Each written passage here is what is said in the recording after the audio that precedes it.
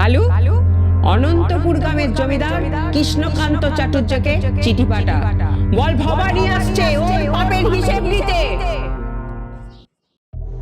কিছু ভয়, কিছু রহস্য, কিছু কথা, কিছু ব্যথা, কিছুটা গোছানো আর কিছুটা কল্পনা নিয়ে আজকের গল্প ডাকাত রানী ভবানী। বন্ধুরা, আমার চ্যানেলে গল্প শুনতে আপনাদের কেমন লাগছে অবশ্যই কমেন্ট করে জানাবেন। নিত্য নতুন গল্প পেতে চ্যানেলটিকে সাবস্ক্রাইব করে পাশে থাকতে ভুলবেন না। শুরু হচ্ছে আজকের গল্প ডাকাত রানী ভবানী। গল্পটিকে ভালোভাবে শুনে অনুভব করার জন্য অবশ্যই হেডফোন ব্যবহার করুন। সাল 1820। ভারতবর্ষ তখন পরাধীনতার খাঁচায় বন্দী। ভারতবর্ষে তখন চলছে একদিকে ব্রিটিশের নির্মম অত্যাচার, অন্যদিকে চলছে জমিদারের শোষণ। বাংলাতেও সেই অরাজকতা বজায় ছিল। বাংলাতে জাতপাত নিয়ে সাম্প্রদায়িক বিভেদ ও সতীদাহ নামক কিছু কুখ্যাত প্রথা প্রচালিত ছিল। মৃত স্বামীর চিতায় জীবন্ত স্ত্রীকে দাহ করা হতো। ঢাক বাজত, ঢোল বাজত, পুরুতমশাই মন্ত্র পড়ত। চিতার আগুনে সেই অসহায় নারীর কান্না ভাসত। ব্রিটিশ তো আমাদের দেশের বাইরে থেকে আগত সত্য, কিন্তু সেই সময় জাতপাত, ছোঁয়াছুঁয়ি, উঁচু নিচু বিভেদ সৃষ্টিকারী বামফোন বেশে কিছু বাংলার ঘরের শত্রুর অভাব ছিল না।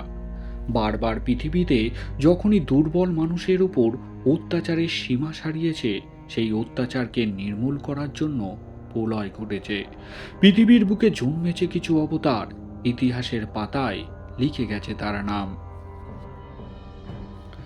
বাংলার বুক চিরে জন্মেছে এক ডাকাত সর্দার, তার নাম রঘু ডাকাত। রাতের অন্ধকারে টকবক টকবক করে ঘোড়া ছুটিয়ে পীড়িত দুর্বল মানুষের পাশে দাঁড়াতে মা কালীর মন্ত্রপুত খড়গ হাতে নিয়ে বলি চড়িয়েছে অত্যাচারিত জমিদার ও সামন্ত শ্রেণীর মানুষদের। বাদ যায়নি নীলকর সাহেবরাও। রঘু ডাকাতের ভয়ে জমিদাররা খাজনা কমিয়েছে, কর মকুব করেছে, দুর্বল শত শত চাষির প্রাণ বেঁচেছে। সেদিন ছিল চৈত্র মাস, শনিবার। বেণীমাধবপুর শ্মশানে সন্ধ্যাবেলায় ঢাক ঢোল পিটছে, ব্রাহ্মণ ঠাকুর মন্ত্র পড়ছে। এক 14 বছরের বিধবা মেয়েকে স্বামীর চিতায় জোর করে পোড়ানো হচ্ছে। মেয়েটা বাঁচার জন্য চিৎকার করছে। বিয়েতে পরা পায়ের আলতা এখনো মোছেনি, কিন্তু এখন সে বিধবা। মরণাপন্ন এক ব্রাহ্মণ বৃদ্ধর সাথে বিয়ে দেয়া হয়েছিল এই কন্যার। বিয়ের পরের দিনই মারা গেছে তার বৃদ্ধ বর, আর বৃদ্ধ বরের সাথেই মরতে হবে এই কন্যাকে। তবেই নাকি সে সতী, আর নয়তো সে অসতী। 14 বছরের মেয়েটা বাঁচার জন্য হাও মাও করে কাঁদছে। জোর করে তাকে তোলা হচ্ছে জ্বলন্ত চিতায়। রঘু ডাকাতের কানে খবরটা পৌঁছেছিল। দলবল নিয়ে ছুটেছিল সেদিন। ধারালো তরোয়াল দিয়ে গলা কেটেছিল ব্রাহ্মণের। কাটা কলা গাছের মতো পড়েছিল নিতর ব্রাহ্মণের দেহগুলো। সেই 14 বছরের মেয়েটাকে রঘু ডাকাত এনেছিল তার ডেরায়। রঘু ডাকাত মা কালীর উপাসক, বিয়ে থাও করেনি। এই 14 বছরের মেয়েটার প্রতি তার খুব মায়া লেগে গিয়েছিল। রঘু ডাকাত মেয়েটিকে সেদিন বলেছিল, কিরে মা, তোর নাম কি? মেয়েটি ভয় মাখানো স্বরে বলেছিল, আমার নাম আমার নাম লক্ষ্মী। কিরে মা, তুই কি ঘরে ফিরে যাবি? তোকে অসতী বলে তোর ঘরের লোক তোকে ঘরে তুলবে। মেয়েটা অনেকক্ষণ চুপ করে থেকে বলেছিল, বাবা, বাবা, তোমার এই ভিটেতেই আমাকে একটু জায়গা দাও না বাবা, তোমার এই ভিটেতেই আমায় একটু জায়গা দাও। রঘু ডাকাত বাবা শব্দটা শুনে সেই মেয়েটির প্রতি মায়ার জালে জড়িয়ে পড়ে। রঘু ডাকাত মেয়েটিকে পাঠশালায় পাঠায় পড়াশোনা শেখার জন্য। নিজে হাতে ওকে তরোয়াল ধরানো শিখিয়েছিল তীর চালানো। একসাথে 4-5 জন মানুষের সাথে লড়াই করার কৌশল শিখিয়েছিল। রঘু ডাকাত নিজের মতো করে মেয়েটাকে গড়ে নিয়েছিল। লক্ষ্মীর মধ্যে সে যে তার নিজের প্রতিচ্ছবি দেখতে পেত। রঘু ডাকাত সব সময় ভাবত এই মেয়েটিই হলো তার ভবিষ্যৎ। বাংলার বুকে স্বর্ণাক্ষরে এই মেয়েটিই তার নাম ইতিহাসের খাতায় তুলে দিয়ে যাবে। সময়ের ভারে রঘু ডাকাতের বয়স বেড়েছে, শক্তপোক্ত শরীরে তার খুন ধরেছে, তার শরীরে বাস করছে এক কঠিন রোগ। কবিরাজ দুবেলা এসে তাকে দেখে যাচ্ছে, কিন্তু রোগ সারার কোনো লক্ষণই নেই, বরং রোগের প্রকোপ বাড়তেই থাকছে। রঘু ডাকাত নিজেও বুঝতে পারছে তার জীবন শেষের পথে। রঘু ডাকাতের মাথায় একটা চিন্তা ঘুরছে, সেটা হলো তার মৃত্যুর পর এই ডাকাত দলের কে দায়িত্ব নেবে। রঘু ডাকাত গ্রামগঞ্জ থেকে ঘুরে ঘুরে বেছে বেছে সাহসী শক্তিশালী ছেলেদের কড়া তালিম দিয়ে নিজের ডাকাত দল গড়েছিল। এরা সর্দারের জন্য নিজের গলা দিতে পারে, কিন্তু কোনোদিন বেইমানির পথে পা দেবে না।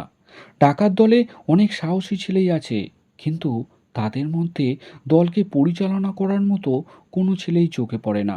হঠাৎ রঘু ডাকাতের মনে লক্ষ্মীর নামটা উদয় হলো। মনের মধ্যে সব অন্ধকার কেটে গিয়ে একটা আলোর দিশা দেখতে পেল।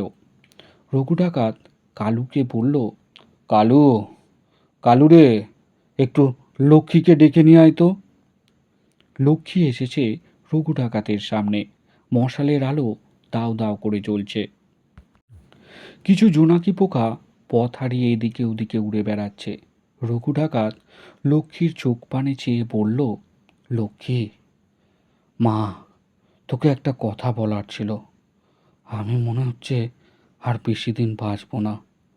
আমার অবর্তমানে এই দলকে কে দেখাশোনা করবে? সঠিক সর্দারের অভাবে আমার হাতে তৈরি এই ডাকাত দলটা ছন্নছাড়া হয়ে যাবে। ভবিষ্যতের কথা ভেবে আমার বড় চিন্তা লাগছে রে। মা, তোকে আমি খুব কাছ থেকে দেখেছি, তোকে আমি নিজে হাতে গড়েছি রে মা। তুই পড়াশোনা জানিস, তোর ভালো মন্দ বিচার করার ক্ষমতা আছে। ডাকাত দলের সব ছেলেরাই তোকে বড় ভক্তি শ্রদ্ধা করে। তুই পারবি মা, তুই একমাত্র আমার দলকে সঠিক শাসনে বেঁধে রাখতে পারবি। তুই যে ছাই চাপা আগুন, মা কালী পাঠিয়েছে তোকে আমার কাছে। শত শত গরিব দুঃখী মানুষদের এই অত্যাচারী জমিদার আর নীলকর সাহেবদের হাত থেকে ওদেরকে যে বাঁচাতে হবে রে মা। তুই ছাড়া আর কে আছে বল? কিরে মা, তুই পারবি না মা? হ্যাঁ আমি পারবো, হ্যাঁ আমি পারবোই পারবো। আমি জানতাম তুই পারবি। তোর ওপর যে মা কালীর আশীর্বাদ আছে রে। আজ থেকে তুই আর লক্ষ্মী নোস, তুই হলি ভবানী। তুই ডাকাত রানী ভবানী, তুই ডাকাত রানী ভবানী। এর ঠিক 2 সপ্তাহ পরে রঘু ডাকাত মারা যায়। তীরবেণীর মহাশ্মশানে তার শেষ কৃতকার্য সম্পূর্ণ করা হয়। রঘু ডাকাত মারা গেছে। সারা বাংলার বুক তোলপাড় হয়ে যায়। দুঃখী দরিদ্র পীড়িত মানুষের মনে আবার হতাশার অন্ধকার ঢেকে যায়। কিন্তু বাংলার বুকে যে প্রতিবাদের আগুন রঘু ডাকাত জ্বালিয়েছিল, সেই আগুন নেভেনি। শুধু তার জায়গায় এসেছে এক নতুন মুখ, তারই হাতে গড়া, তারই অনুপ্রাণিত, তারই প্রতিচ্ছবি, ডাকাত রানী ভবানী। শুরু হয় এক নতুন অধ্যায়। ইতিহাসের মোড় পাল্টে যায়। রাতের অন্ধকারে জঙ্গলের বুক চিরে বেরিয়ে আসে এক বাঘিনী। মাথায় মা কালীর রক্ত তিলক, হাতে মা কালীর পূজিত খড়গ। এলো চুল হাওয়ায় উঠছে, ঘোড়ার পিঠে চেপে যেন স্বয়ং মা চণ্ডী আসছে। অসহায় গরিব দরিদ্র মানুষগুলোর রক্ত শোষণ করে যেসব জমিদার তাদের অট্টালিকার ভিত করেছিল, সেই সব অট্টালিকার ভিত ভাঙতে রাতের অন্ধকারে ডাকাত রানী ভবানী চড়াও হয়। নীলকর সাহেবরা জোর করে গরিব দরিদ্র চাষিদের নীল চাষ করাতে বাধ্য করাতো। কখনো গরিব দরিদ্র চাষির পিঠে পড়েছে চাবুকের করাঘাত, তো কখনো বউ বাচ্চা সমেত ঘর বন্ধ করে জল জ্যান্ত পুড়িয়ে দিয়েছে তাদের। জমিতে একবার নীল চাষ হলে সেই জমিতে কখনো আর ধান ফলতো না, তাই দরিদ্র চাষিরা নীল চাষ করতে চাইতো না। কিন্তু বিদেশের বাজারে তখন নীলের দাম খুব চড়া। তাই নীল বিক্রি করে বেশি মুনাফা লাভের আশায় নীলকর সাহেবরা জোর করেই নীল চাষ করাতো চাষিদের। ভবানী নীলকর সাহেবদের কত কুঠি জ্বালিয়ে দেয়, কত নীলকর সাহেবদের তুলে নিয়ে এসেছিল তার ডেরায়, নিজের হাতে ভয়ানক শাস্তি দিয়েছিল তাদের। জাত পাত, উঁচু নিচু, বিভেদ সৃষ্টিকারী ব্রাহ্মণদের প্রতিও ভবানীর লড়াই জারি ছিল। ছোট ছোট মেয়েগুলোকে সতীদাহের নামে পুড়িয়ে মারার এই নরকীয় প্রথার কঠোর বিরোধী ছিল ভবানী। যে নারীর সৌন্দর্য তার কেশ, তার মাথার চুল, একবার যদি সে বিধবা হয় তাহলে তাকে ন্যাড়া করে দেয়া হতো। কোনো শুভ অনুষ্ঠানে তাকে অসুচি বলে গণ্য করা হতো। একবার কোনো নারী বিধবা হলে কুলসিত হয়ে যেত তার জীবনটা। ভবানী বুঝতে পেরেছিল এইভাবে বাংলার সমাজ থেকে কুসংস্কারকে মোছা যাবে না, তার জন্য দরকার শিক্ষা। তাই ভবানী তৈরি করেছিল অনেকগুলো পাঠশালা বাংলার মেয়েদের শিক্ষিত করার জন্য। ডাকাত দলের মধ্যে অন্যতম সদস্য ছিল কালু। কালু ছদ্মবেশে গ্রামে গঞ্জে ঘুরে বেড়াতো, গ্রামের মানুষদের সাথে মিশত, শুনত তাদের অসুবিধার কথা, তাদের শোষণ পীড়নের কথা। কালুর মাধ্যমে সেই খবর পৌঁছে যেত ভবানীর কাছে।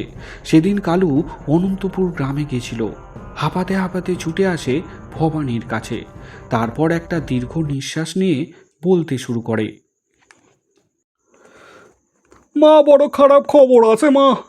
অনন্তপুর গ্রামের জমিদার কৃষ্ণকান্ত চাটুর্যে বড় শয়তান লোক। গ্রামের দরিদ্র প্রজাদের উপর চড়া সুদের খাজনা বসিয়াছে, আর খাজনা ঠিক সময় দিতে না পারলে জমি জমা কেড়ে নিচ্ছে প্রজাদের থেকে। লাঠিয়াল দিয়ে ঘরবাড়ি আগুন জ্বালিয়ে দিচ্ছে। তাছাড়া সামনের বছর খরা লেগেছিল, জমিতে ধান ফলে নাই। চাষের জমিতেই চাষের ধান সব পুড়ে যায় ওই সূর্য দেবতার রোদের তাপে। অসহায় চাষিরা দুটো খাবার লগে ওই জমিদারের থেকে ঋণ নেয়।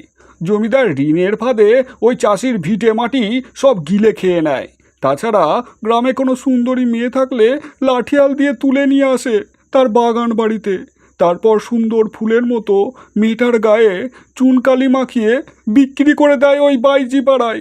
এমনকি চাষির ঘরের বউরাও নিস্তার পায় না ওই শয়তানের হাত থেকে। ভবানীর চোখ মুখ লাল হয়ে ওঠে ক্রোধের আগুনে, হাতের তরোয়ালটা শক্ত করে ধরে। ভবানী চিৎকার করে গর্জে ওঠে, কালু, অনন্তপুর গ্রামের জমিদার কৃষ্ণকান্ত চাটুর্যকে চিঠি পাঠা, বল ভবানী আসছে ওর পাপের হিসেব নিতে। ডাকাতির চিঠি পেয়ে কৃষ্ণকান্ত চাটুর্যের আত্মারাম খাঁচা হয়ে যায়। লাঠিয়াল পালোয়ান বড় বড় তীরন্দাজ দিয়ে তার বাড়ি পাহারা দেওয়ার ব্যবস্থা করে। মধ্যরাতে হাড়ে রেড়ে শব্দ করে ডাকাত দল হানা দেয় জমিদার বাড়িতে। ডাকাত দলের সাথে জমিদারের ভাড়া করে আনা লাঠিয়াল আর পালোয়ানদের যুদ্ধ চলে। ভবানী এগিয়ে আসে হাতে খড়গ নিয়ে। ডাকাত দলের কাছে খড়কুটোর মতো উড়ে যায় লাঠিয়ালরা। জমিদার বাড়ির দালানটা রক্তে ভেসে যায়। কেউ যেন বালতি বালতি রক্ত দিয়ে দালানটাকে ধুয়ে দিয়েছে। লাঠিয়ালদের কাটা হাত পা এখানে সেখানে ছড়িয়ে ছিটিয়ে রয়েছে। সেই রক্তগঙ্গার পথ দিয়ে এগিয়ে চলে ভবানী। সিঁড়ি দিয়ে উঠে কৃষ্ণকান্ত চাটুর্যের ঘরের সামনে এসে দাঁড়ায়। কৃষ্ণকান্ত চাটুর্যের মুখোমুখি ভবানী। কৃষ্ণকান্ত হাতে তুলেছে এক লম্বা ধারালো তরোয়াল। কৃষ্ণকান্ত মরতে রাজি আছে, কিন্তু আত্মসমর্পণ করবে না। কোনো নারীর কাছে মাথা নোয়াবে না সে। তার সম্মানে ঘা লাগবে যে। কৃষ্ণকান্ত মুখ বেঁকিয়ে বলে ওঠে, তাহলে তুই হলি ডাকাত রানী ভবানী? হ্যাঁ, রানী আবার ভবানী, মা কালীর অংশ। আমি ভেবেছিলাম হয়তো তোকে দেখতে শুনতেও খারাপ হবে, কিন্তু তোকে তো দেখতে শুনতে বেশ ভালোই লাগছে। তুই বরং আমার রক্ষিতা হয়ে থাক, আমি তোকে রানী করে রাখবো। এই ডাকাত দলের সাথে ঘুরে তুই কি পাস? ঠিক করে তো দুবেলা দুটো খেতেও পাস না। তুই বরং আমার কাছে থাক, তোকে সোনা দিয়ে মুড়ে দেবো। ভালো কাপড় পরতে পারবি, ভালো মাছের মাথা খেতে পারবি। তোর পিছনে 10-10টা দাসী ঘুরে বেড়াবে। তোকে অনেক সুখে রাখবো, হ্যাঁ, অনেক সুখে রাখবো। তুই বরং আমার কাছে থাক।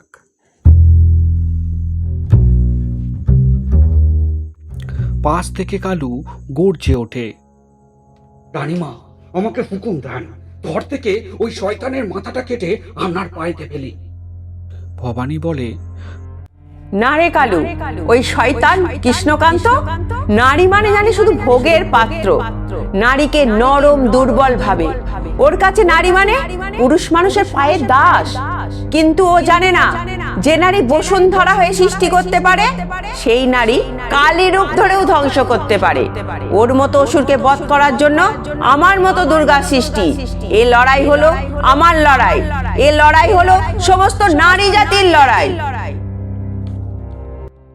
ভবানী খাড়া নিয়ে এগিয়ে যায় কৃষ্ণকান্তের উপর। ভবানী আর কৃষ্ণকান্তের মধ্যে লড়াই চলে। ভবানীর মধ্যে যেন মা কালী ভর করেছে। ঝড়ের বেগে খড়গ চালাচ্ছে ভবানী। মাঝে মধ্যে তরোয়ালের আঘাত পড়ছে ভবানীর শরীরে, কিন্তু ভবানী দমছে না। ভবানী যত আঘাত পাচ্ছে তার 3 গুণ আঘাত ফিরিয়ে দিচ্ছে কৃষ্ণকান্তকে। হঠাৎ ভবানীর খড়গের আঘাতে কৃষ্ণকান্তের তরোয়ালটা হাত থেকে পড়ে যায়। ভবানী এক মুহূর্ত সময় নষ্ট না করে হাতের খাড়া চালিয়ে দেয় কৃষ্ণকান্তের গলায়। ফিনকি দিয়ে রক্ত ছিটকে পড়ে ভবানীর শরীরে। কৃষ্ণকান্তের ধর থেকে ছিটকে পড়া মুন্ডুটা মেঝেতে গড়াতে গড়াতে ভবানীর পায়ের কাছে এসে থেমে যায়। ভবানী একজন নারী হয়েও ঘর বাঁধার স্বপ্ন দেখেনি। সংসার শব্দটা কি জিনিস সে কোনোদিন বুঝতেই পারেনি। সে লড়াই করেছিল দুর্বল পীড়িত অসহায় মানুষের জন্য। সেই অসহায় দুর্বল পীড়িত মানুষগুলো ভবানীকে স্থান দিয়েছিল তাদের মনে। তাই 200 বছর পার হয়ে যাবার পরও ভবানীর গল্প এখনো মানুষের মুখে ঘোরে। গল্পটির সমস্ত চরিত্র কাল্পনিক। গল্পটির লেখক এবং গল্পের সূত্রধর সংখ্যা নারায়ণ।